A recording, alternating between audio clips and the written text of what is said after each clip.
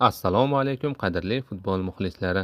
Kecha tunda va tongda Jahon chempionatining 16 dan bir final bosqichidan o'rin olgan 3 ta uchrashuv bo'lib o'tdi. Dastlab Braziliya va Yaponiya terma jamoalari o'rtasidagi uchrashuvda Braziliyaning 2-1 hisobidagi irodali g'alabasi bilan yakunlandi. Uchrashuvda hisobni 29-daqiqada Yaponiya yarim himoyachisi Kaisu Sano ochdi.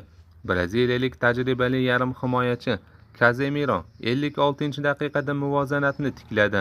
G'alaba golini esa 96-daqiqada hujumchi Gabriel Martinelli kiritib, jamoasini keyingi bosqichga olib chiqdi.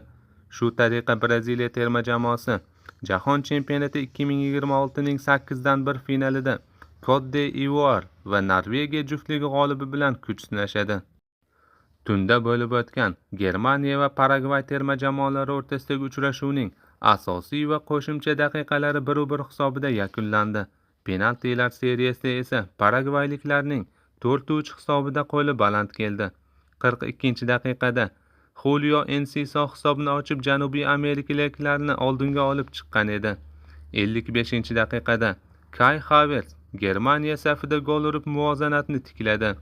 102-daqiqada Germaniya terma jamoasi himoyachisi Jonathan Tah gol urib Germaniyaga g'alaba golini urgan edi. Biroq VAR tizimi tekshiruvidan so'ng Valdemar Antonning raqib darvozaboniga nisbatan ishlatgan qoidabuzarligi sababli gol bekor qilindi. Guruh bosqichi yakunlariga ko'ra Germaniya terma jamoasi 6 ochko to'plab E kvartetida birinchi o'rinni egallagan edi. Paragvay terma jamoasi esa 4 ochko jamg'arib D guruhida 3-o'rinni band etgan edi. Paragvayning navbatdagi raqibi esa Fransiya va Shvetsiya uchrashuvidan so'ng aniqlanadi. Tongda bo'lib o'tgan yana bir dramatik bahs Marokash va Niderlandiya o'rtasidagi uchrashuvning ham asosiy va qo'shimcha daqiqalarida 1-1 hisobi qayd etildi.